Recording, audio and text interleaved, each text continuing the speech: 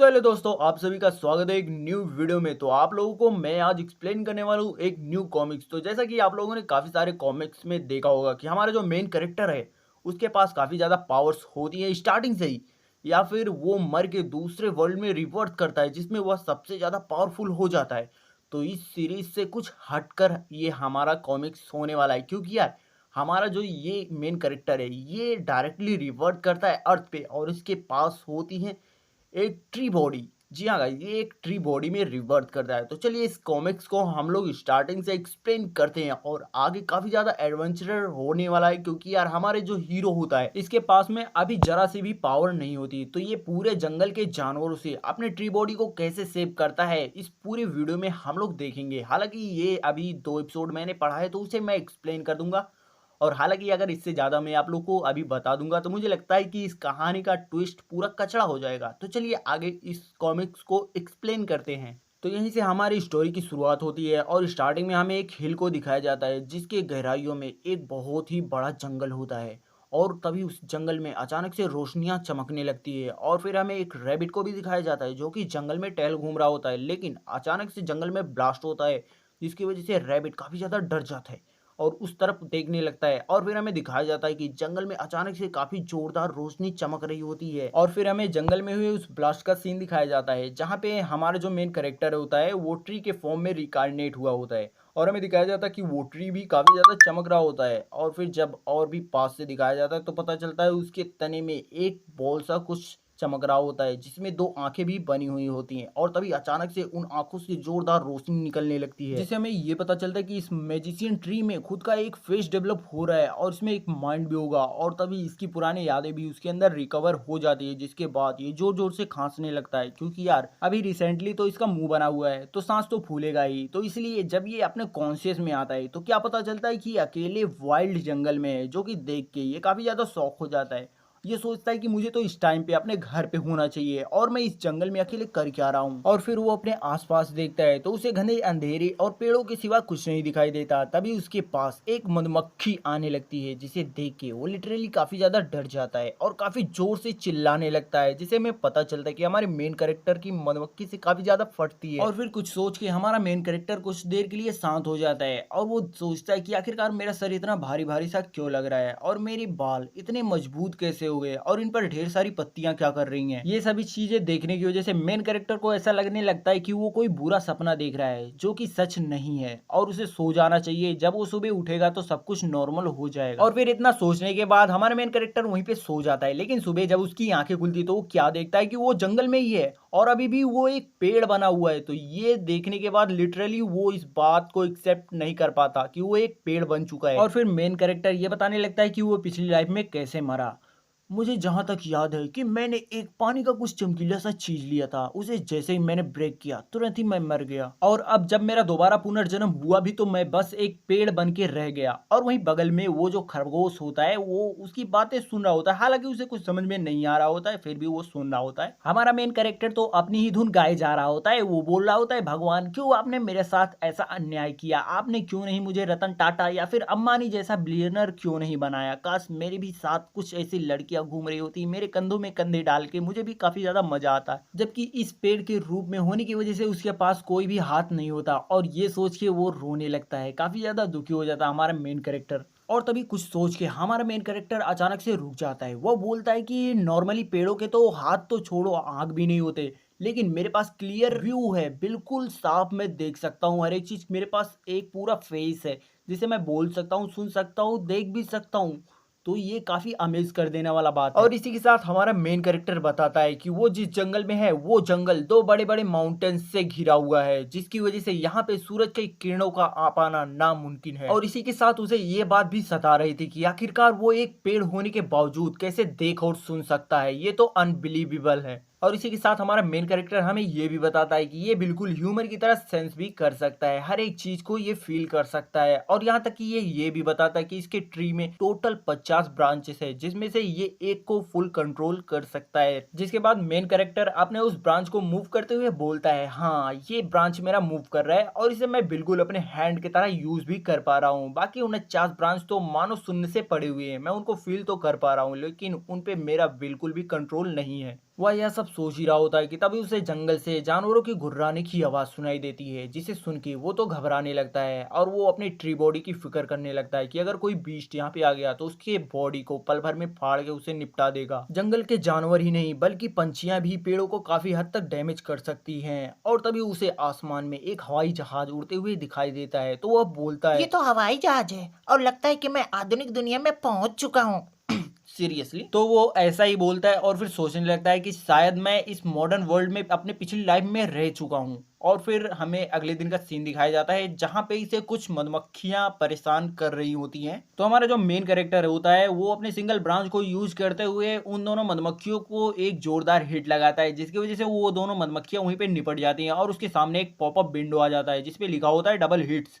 और इसी के साथ आपको दिए जा रहे हैं 0.2 ईवीपी पॉइंट्स। अब ये क्या होता है आगे आपको वीडियो में मैं बता रहा हूँ। और यही सेम पॉपअप विंडो देख के हमारा ये जो कैरेक्टर होता है ये भी बौखला जाता है। वो सोचता है आखिरकार ये है क्या बे, और मैंने डबल हिट, ये तो काफी जबरदस्त था जो मैंने पेला इनको। और तभी इसी के साथ हमारे मेन कैरेक्टर को एक सिस्टम वॉइस नोटिफिकेशन दिया जाता है जिसमें बोला जाता है, डिंग यार कांग्रेट्स, तुमने यार एक साथ में 2 मधुमक्खियों को पेल दिया, इसके लिए आपको मिलता है 0.2 ईवीपी पॉइंट्स। तो यहाँ पे जो ईवीपी पॉइंट्स हैं इन्हें हम लोग आमतौर पे इवोल्यूशन पॉइंट की तरह मेजर कर सकते हैं। तभी डिंग का सिस्टम उसके बारे में बताने लगता है कि तुम एक ट्री हो और ट्री के कई सारी प्रिमोडियल फॉर्म्स होती है जिनमें से तुम एक खास प्रकार के म्यूटेंट विलो हो, लेकिन तुम्हारा जो लाइफ स्पैन है वो सिर्फ 20 साल है। लेकिन तुम एक म्यूटेंट विलो होने की वजह से खुद को अपग्रेड करके एक वर्ल्ड ट्री बन सकते हो, लेकिन उसके लिए तुम्हें जरूरत होगी इवोल्यूशन पॉइंट्स की। और फिर हमें इसकी एबिलिटीज़ के बारे में बताया जाता है जो कि म्यूटेंट ब्रांचेस होती हैं, ये अपने ब्रांचेस को म्यूटेट कर सकता है। और इसके बाद हमें इसके डेली लाइफ मिशन को बताया जाता है जिससे इसे इवोल्यूशन पॉइंट को कलेक्ट करने में काफ़ी ज़्यादा ईजी होगी। तो इसके डेली मिशन में नंबर 1 पे जो होता है वो होता है फोटोसिंथेसिस, मतलब प्रकाश संश्लेषण की जो होती क्रियाएं, मतलब धूप खाना, पानी पीना, यही सब होता है जिससे इसे डेली मिलेगा 0.1 ईवीपी पॉइंट्स, बहुत कम ही। तो नंबर 2 पे जो होता है वो होता है अदर क्रिएचर्स को किल करना। तो हमारा जो डिंग है ये किसी भी क्रिएचर को अगर मारेगा तो हमारा जो सिस्टम होता है उसके पावर स्ट्रेंथ को मेजर करने के बाद इसे पॉइंट देगा। तभी सिस्टम उससे बोलता है, डिंग क्या तुम अपने इवोल्यूशन पॉइंट को यूज करना चाहते हो? तो डिंग सोच में पड़ जाता है कि ये जो पहला मिशन है ये तो काफी ज्यादा डेंजरस है, क्योंकि फोटोसिंथेसिस मुझे पूरे दिन खड़ा रहना होगा धूप में, तब जाके मुझे 0.1 ईवीपी पॉइंट्स मिलेंगे जो कि एक मधुमक्खी को मारने के बराबर है। और तभी डिंग का सिस्टम उसके इवोल्व पार्ट्स के बारे में बताने लगता है कि तुम्हारे पास टोटल 50 ब्रांचेस है, लेकिन उनमें से केवल एक ब्रांच इवोल्व हुआ है और तुम्हें अगर दूसरा ब्रांच भी इवोल्व करना है तो उसके लिए 0.1 ईवीपी पॉइंट्स लगेंगे। क्या तुम ये करना चाहते हो? ये सुनने के बाद डिंग एक बार फिर से सोचने लगता है। वो सोचता है कि मुझे और कुछ तो करना नहीं है, मुझे बस अपने ब्रांचेस को इवोल्व करने हैं, लेकिन शायद मुझे अभी के लिए उसे बचा के रखना चाहिए ताकि मैं इस पॉइंट्स को फ्यूचर में यूज कर सकूं। लेकिन तभी डिंग के पीछे से ढेर सारे जानवरों की आवाज आने लगती है जिसे सुन के डिंग तो डर जाता है और वो तुरंत से यू से बोलता है कि यू जल्दी से तुम मेरे सभी पॉइंट्स को यूज कर दो मेरे ब्रांचेस को अपग्रेड करने में। तो डिंग के सिस्टम का नाम यू होता है, तो यू ने डिंग के सभी पॉइंट्स को यूज करते हुए डिंग के 2 और ब्रांचेस को इवोल्व करना शुरू कर दिया होता है, जिसके बाद डिंग के पास अब टोटली 3 इवोल्व ब्रांचेस हो चुके हैं और डिंग भी उन तीनों ब्रांचेस को बिल्कुल अपने हाथों की तरह यूज कर पाता है। यह देख के वो तो काफी ज्यादा खुश होता है। वह बोलता है कि वाओ, या तो मेरे हाथों की तरह काम कर रहा है, अब तो मुझे जानवरों से डरने की कोई भी जरूरत नहीं है। और अब जाके डिंग एक राहत की सांस लेता है और उसे एक आइडिया भी आता है। वो अपने बगल में पेड़ पे लगे हुए एक मधुमक्खी के छत्ते को देखता है जिसे देख के वो बोलता है, तुम कितने एनोइंग हो, अब तुम्हें पता चलेगा कि तुम मेरे ब्रांचेस को इवोल्व करने के लिए मेरा खाना बनने वाले हो। और इतना बोलने के बाद डिंग जो होता है अपने सभी ब्रांचेस से उस मधुमक्खी के छत्ते पे अटैक कर देता है, जिसके बाद वो बोलता है, सभी मधुमक्खियां मरो और मेरे इवोल्यूशन पॉइंट में कन्वर्ट हो जाओ, क्योंकि अब मुझे अपने सभी ब्रांचेस को इवोल्व करना है। और इसी के साथ डिंग जो होता है वो अपने ब्रांचेस को इवोल्व करने के लिए हंटिंग को स्टार्ट कर देता है, जिसके बाद यहीं पे सीन कट होता है और हमें सीधा आधा महीने बाद का सीन दिखाया जाता है जहां पर डिंग ने लगभग अपने सभी ब्रांचेस को इवोल्व कर लिया होता है और वो अपने ब्रांचेस से अपने हेयर स्टाइल वगैरह बना रहा होता है, जो कि देखने में काफी ज्यादा फनी लग रहा होता है। और अब जबकि डिंग के सभी ब्रांचेस इवोल्व हो चुके तो वो ये देख के काफी ज्यादा खुश होता है। वो सोचता है कि मेरे सभी ब्रांचेस इवोल्व हो चुके हैं, अब मुझे ऐसा महसूस हो रहा है मानो मैं इनविंसिबल हो चुका हूँ। और तभी डिंग के पास उसके सिस्टम का नोटिफिकेशन आता है जिसमें लिखा होता है कि डिंग के पास मात्र 0.3 इवोल्यूशन पॉइंट्स बचे हुए हैं, जो कि देखकर डिंग भी बोलता है ठीक है। और तभी डिंग को उसके सामने एक चट्टान दिख जाता है, तो वो सोचता है कि क्यों ना मैं अपने सभी इवोल्व हुए ब्रांचेस की पावर को एक बार मैं इस चट्टान पे ट्राई करूं, जिससे मुझे इसके पावर का भी अंदाजा हो जाएगा। और इसी के साथ डिंग ने अपने सभी ब्रांचेस के पावर को मेजर करने के लिए उन सभी को एक ड्रिल का शेप दे दिया होता है, जो कि दिखने में काफी ज्यादा खतरनाक लग रहा होता है। और जैसे ही ये स्पिनिंग अटैक उस चट्टान की तरफ बढ़ रहा होता है, उसके पीछे काफी जोरदार टोर्नेडो उठने लगता है, जिसे देख के डिंग ने इसका नाम स्पिनिंग टोर्नेडो अटैक रख दिया। और ये अटैक उस चट्टान पे लग पाता इससे पहले ही वहां पे एक जोरदार ब्लास्ट हो जाता है, जिसे देख के डिंग तुरंत से रुक जाता है। और जैसे ही वहां से धूल मिट्टी हटती है तो डिंग देखता है कि उसका अटैक अभी तक चट्टान को छुआ भी नहीं और फिर भी चट्टान टूट गया। तो यह देखकर डिंग काफी ज्यादा हैरान हो चुका होता है, क्योंकि उसकी जो ब्रांचेस होती हैं वो अभी तक चट्टान को टच भी नहीं की होती है, लेकिन उसके बावजूद वहां पे एक बड़ा सा गड्ढा हो चुका होता है, जिसे देख के डिंग तो काफी ज्यादा हैप्पी भी हो रहा होता है, क्योंकि इसके जो ब्रांचेस का ये पहला अटैक था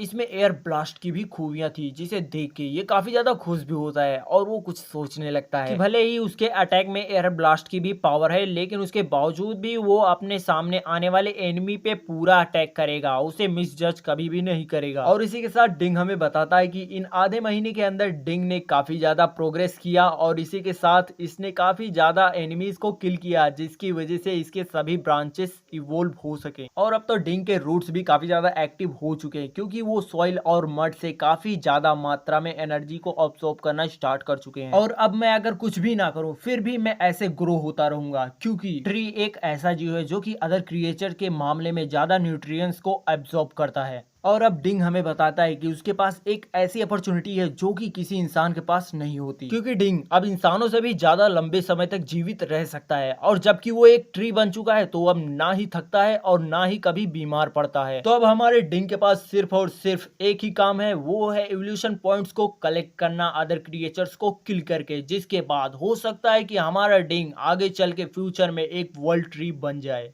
तो बस हमारा पहला एपिसोड यहीं तक था। अब मिलते हैं अगले एपिसोड में, जो कि और भी मजेदार होने वाला है।